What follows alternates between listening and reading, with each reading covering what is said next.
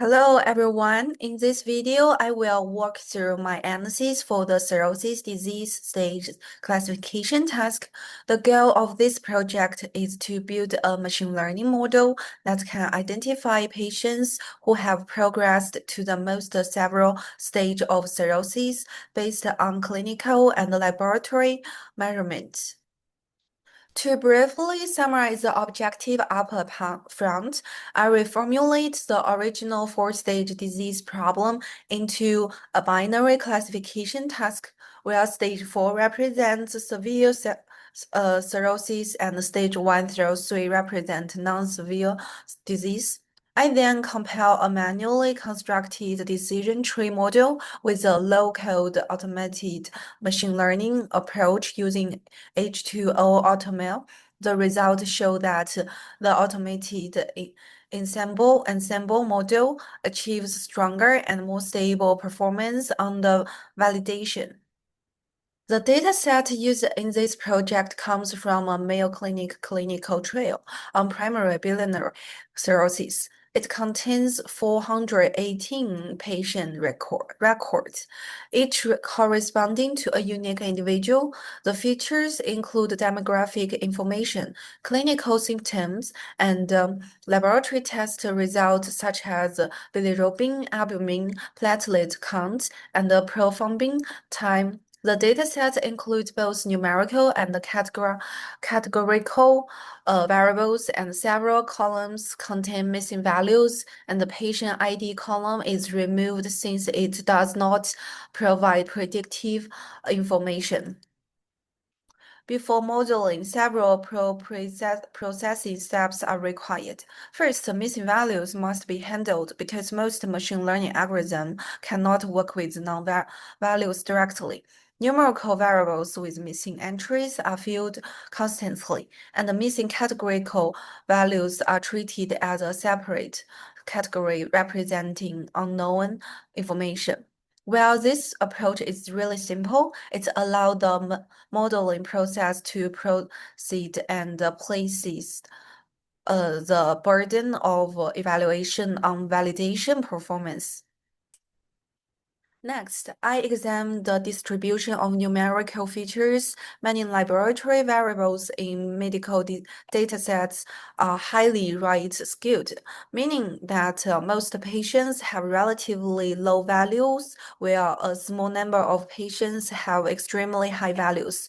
To address this issue, I compute skewness for each numerical feature and apply a log transformation to those with strong skewness. And there are some extreme values in the lab measurements. Since this is medical data, I don't want to remove those patients because extreme values can actually be clinically meaningful. So instead of deleting observations, I use winsorization to cap extreme values at the tails. This way, the model is less dominated by outliers, but all patients are still kept in the dataset. Here, I started by dummy encoding the categorical variables. This simple converts each category into a set of 0, 1 indicators, so the models can use them. And I drop one category from each group to avoid multicollinearity. For modeling, I focus on the numerical laboratory variables that are most relevant to liver function and disease severity. These include age, name of days of follow-up, bilirubin, cholesterol, albumin, platelet count, prothrombin time, along with the other quantitative lab measurements in the dataset. About 34% of the observations fall into the severe cirrhosis class. So the data are moderately imbalanced. Because of this, relying on accuracy alone could be misleading, and it's important to look at additional evaluation metrics. Well, to evaluate performance, I use a simple hold-down validation approach isolates the data into 80% for training and 20% for testing. And this test set is kept completely separate during model training. This allows me to see how well the models generalize the new unseen patients. I first trained a decision tree classifier as a baseline model. I built a modeling pipeline that includes the necessary pre-processing steps and smooth, which is applied only to the training data to help address class imbalance by creating synthetic examples of the minority class. I then evaluate this model on the holdout test set. The decision tree achieves a test accuracy of about 63%.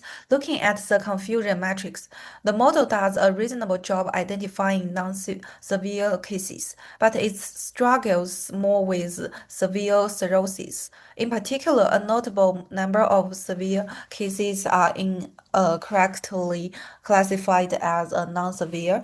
In a medical setting, this false negatively are especially concerning because they represent patients who might not be flagged for further clinical attention. This is why examining the confusion matrix is important and why accuracy alone is not sufficient for imbalanced clinical data. To see how much performance could be improved, I then applied a low-code approach using H2O AutoML.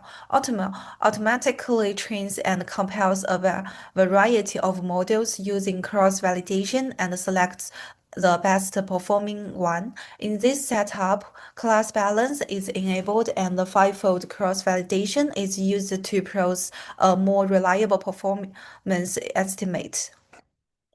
The best model selected by AutoML is a boosting machine. When evaluated on the holdout test set, the model achieves an accuracy of around 18%, 80%, which is substantial improvement over the single decision tree. This indicates better discrimination between severe and non-severe cases and stronger overall generalization. On the test data, the gradient boosting model performs very well in identifying non-severe patients, and its ability to detect severe cases is important compared to the single tree, although it is still not perfect.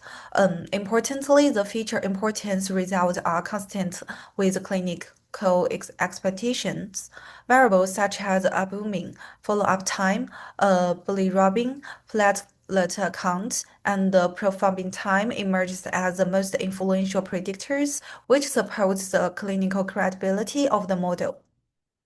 This comparison nicely illustrates the bias variance trade-off discussed in Module 1.